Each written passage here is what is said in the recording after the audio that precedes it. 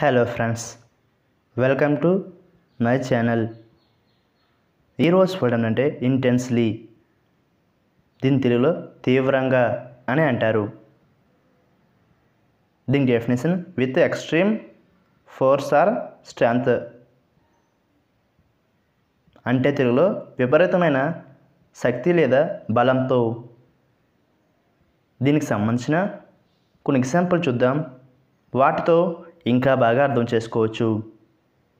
For example, ఫస్ట్ది the free acid is intensely red in colour.